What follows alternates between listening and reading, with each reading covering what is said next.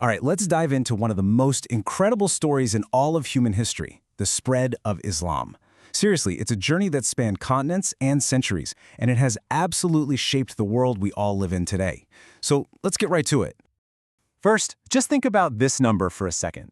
1.7 billion. That's how many Muslims there are in the world today. It means that nearly 1 out of every 4 people walking on this planet is Muslim, making Islam the world's second largest religion. So the big question is, how did that happen? I mean, how does a faith that started 1,400 years ago in a corner of the Arabian Peninsula become this massive global phenomenon? What were the forces that propelled it across the globe? Well, that's exactly what we're going to unpack. Our story really kicks off in the year 632, right after the death of the Prophet Muhammad. And what happens next? Well, it's nothing short of an explosion, an expansion so fast and so huge, it literally redrew the map of the world forever. I mean, the speed of this first wave is just mind-blowing.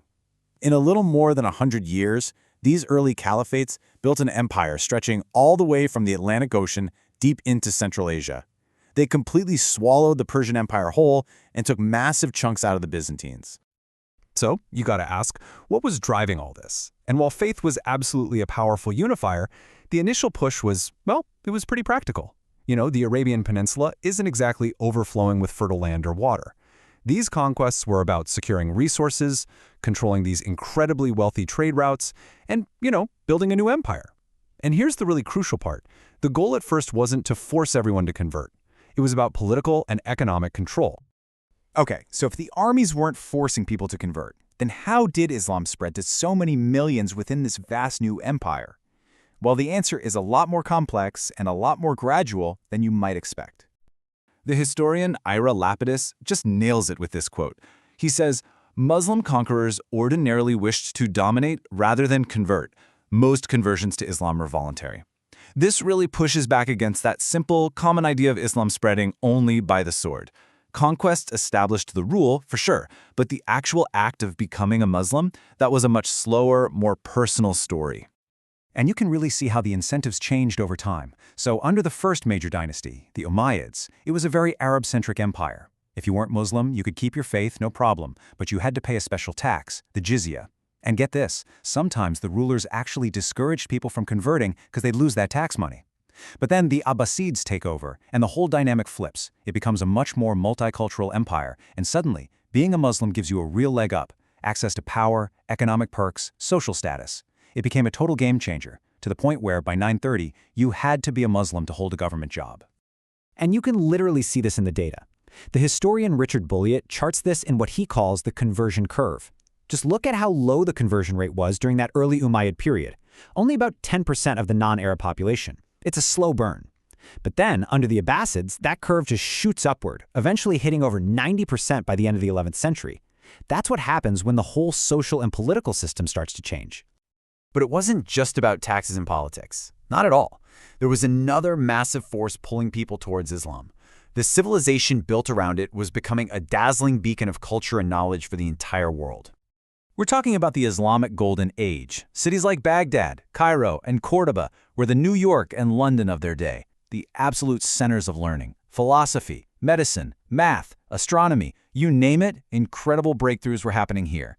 You had institutions like Baghdad's famous House of Wisdom. In Arabic, it became the international language of science and commerce, kind of like English is today. This immense cultural gravity was a powerful magnet, drawing people in.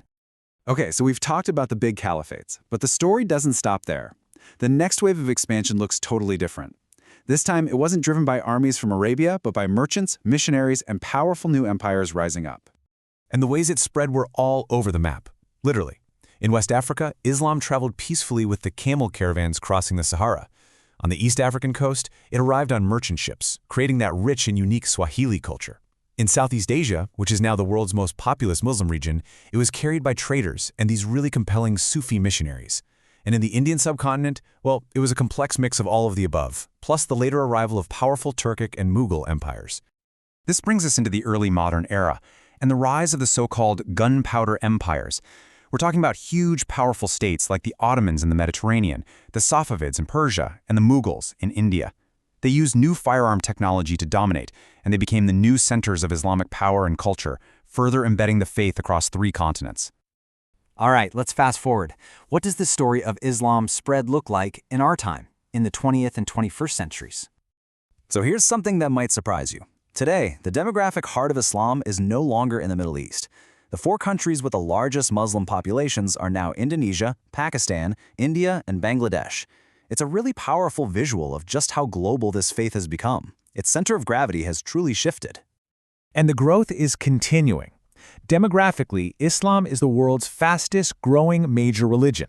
Today, its spread isn't driven by conquest, but by commerce, migration, and connection. And in our super-connected world, that's fostering a growing sense of a transnational Muslim identity, a feeling of belonging to a global community, the Ummah, that goes way beyond national borders. So, when you look back at it all, there's no single simple answer to how Islam spread. It's a 1,400-year story of conquest, yes, but also of dazzling culture, of peaceful trade, of individual belief. It's not one story, but millions of them. And it really leaves us with a bigger question, doesn't it? What does this incredible, complex journey teach us about how ideas themselves travel, adapt, and ultimately shape our world?